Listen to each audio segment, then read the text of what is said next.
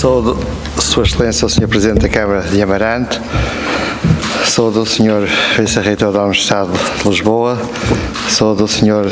Diretor do CLEPUL, Centro de Literaturas e Culturas Lusófonas e Europeias, saúdo de forma especial a Sra. Doutora Sofia Carvalho, que é de facto a alma e o motor desta organização, os conferencistas e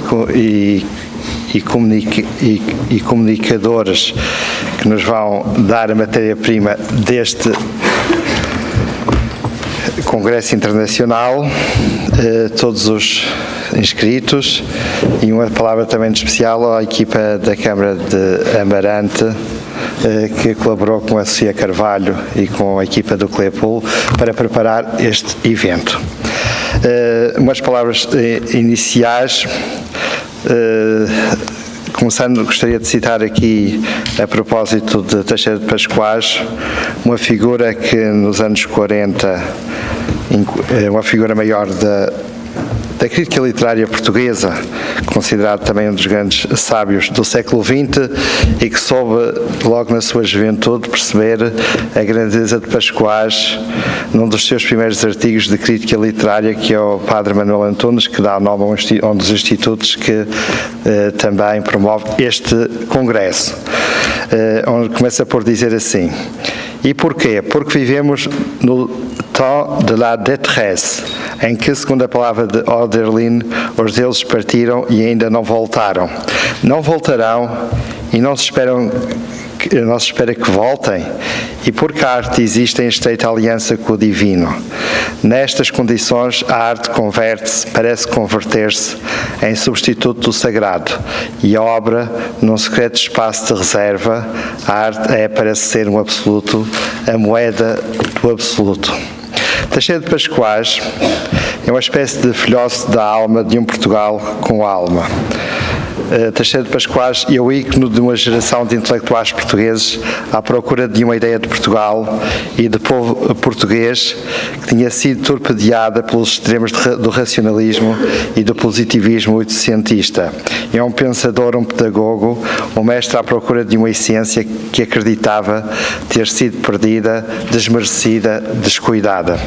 Teixeira de Pascoais é um autor à procura de uma espécie de tesouro perdido, onde acredita estar o nogórdio da palingenesia nacional.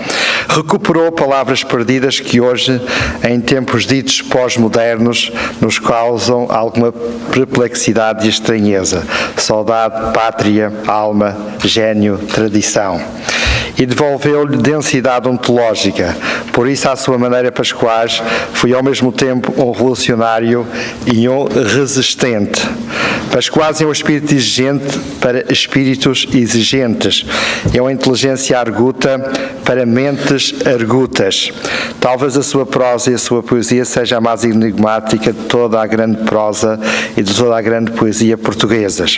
O seu enigmatismo, que apaixona alguns e afasta muitos, é o mais manifesto sinal da sua demanda de sentido entre as brumas da história, de toda a filosofia e de toda a religião. Pascoais é um ser pensante em interrogação permanente à descoberta do lado invisível do passado, do lado não dito das ideias e da ideia toda. Não é por acaso que o mais filósofo dos nossos poetas, Pascoais, foi apreciado e traduzido, nomeadamente na Alemanha, onde teve surpreendente recepção crítica. E em Portugal mereceu desde cedo a atenção analítica da parte de célebres escritos literários da Companhia de Jesus. Ainda hoje os seus comentadores têm dificuldade em encaixá-lo numa classificação absoluta, quer a sua obra, quer o seu pensamento. Das tentativas de caracterizar a obra pascualina, vale a pena lembrar esta passagem do ensaio, recordando novamente um dos seus analistas, Padre Manuel Antunes, escrito nos anos 40, a propósito, categorizou como os três poetas do sagrado: Pessoa, Pascoais e Régio. De Pascoais diz-nos Manuel Antunes que foi o nosso mais tardio e mais completo romântico. Se pelo termo romantismo entendemos não o culto do folclore nativo, mas o retorno às fontes originárias da nossa história e do nosso ser humanos, não o extravasar do sentimentalismo, porém o modo de sentir erguido à categoria metafísica. E se por esta palavra entendemos ainda o predomínio do mito sobre a razão, do sonho sobre a vigília e da noite sobre o dia, a afirmação feita com igual energia da subjetividade e da natureza como sendo o real e a sua sombra. O potenciamento da vida como devir, em poderoso e incessante impulso cósmicos. E se finalmente tomamos como norma histórica de romantismo não qualquer forma derivada, a francesa, a inglesa, a italiana, etc., mas a forma original, a alemã, se todas estas hipóteses se verificam, parece que não haverá dificuldade em aceitar que Teixeira de Pascoais foi não só o nosso maior romântico, mas porventura o nosso único romântico completo. Um romântico de índole essencialmente religiosa. Alguns dos sentimentos de Otto e outros psicólogos da religião explicitam na categoria sagrado.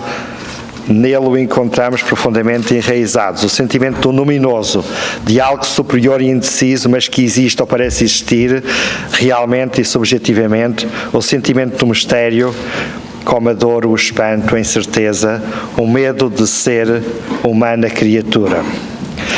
A organização do triênio pascualino, embora pensado, gizado, pela doutora Sofia Carvalho, que volto a dizer, é o motor e a alma desta iniciativa, que era quem devia estar aqui na mesa, em meu entender, e a quem lhe devemos a persistência, a dedicação e a paixão associada também ao conhecimento profundo de Pascoais e ao amor por Pascoais, permitir erguer estes 3 anos de iniciativas sequenciais e, ao mesmo tempo, contribuir para, de novo, dar uma expressão nacional e uma revisitação, uma revalorização de Pascoais para além daquela pequena elite, aquele pequeno grupo dos seus estudiosos e seus seguidores que muitas vezes silenciosamente o admiram, o estudam e o continuam a ler.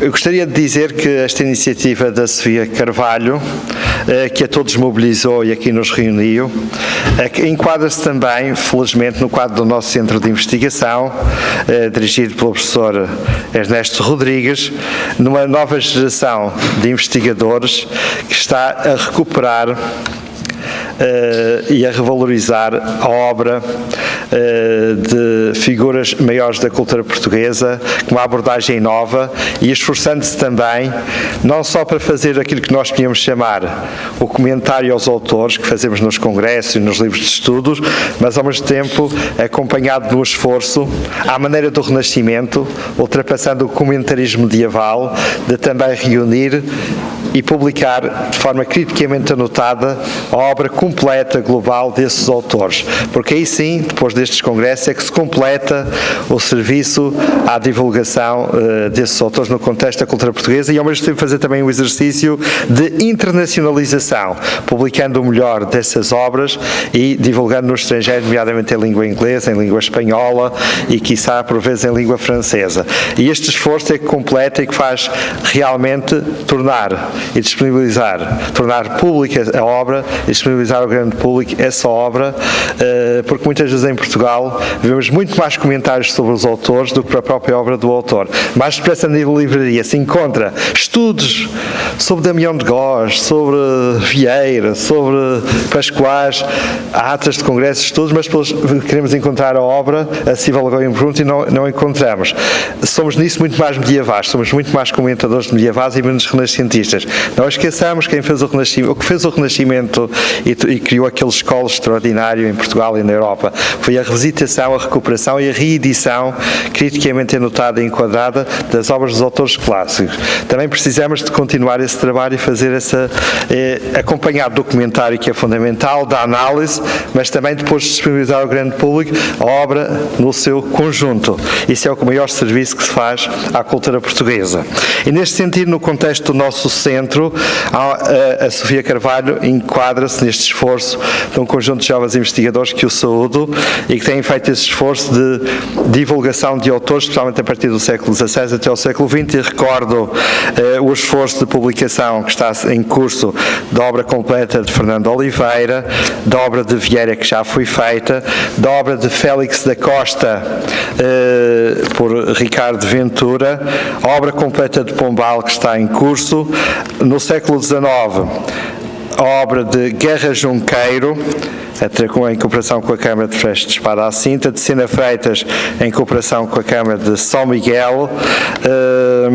Fizemos também a publicação da obra completa de Manuel Antunes e agora um grupo de jovens investigadores estão a acabar o seu doutoramento, o Rui Sousa e a Sofia Santos estão a fazer um esforço de revisitação e de publicação de António Maria Lisboa, de Luís Pacheco, de Manuel de Castro, em cooperação também com a Universidade Americana, precisamente neste esforço fundamental de divulgar aquilo que é o melhor dos nossos autores lá fora. Muitas vezes nós somos muito mais ágeis, muito mais diligentes em importar os grandes clássicos da literatura universal e internacional, e isso é importante, mas somos muito pouco diligentes em exportar o que é nosso, o que temos, e esse esforço fundamental é que permite a internacionalização da cultura portuguesa e, ao mesmo tempo, criar um conjunto de edições acessível ao grande público, porque académicas existem muito, que serão lidas por 2 ou 3 grandes intelectuais no segredo do seu escritório, mas era preciso termos um esforço de chegar a obra dos nossos grandes clássicos, dos nossos grandes autores, ao grande público, e Pascoais é sem dúvida esse dos nossos maiores que merece esta divulgação máxima, este esforço máximo. Portanto, eu como colaborador deste projeto e tentei apoiar ao máximo a doutora Sofia Carvalho para que ela desse asas ao seu desejo de afirmar tudo isto. Apenas fui o facilitador, mais nada. Agora precisávamos de ultrapassar o comentarismo medieval, sermos renascentistas e publicarmos a obra completa de Pascoais e torná-la acessível ao grande público. Muito obrigado e muito bom dia.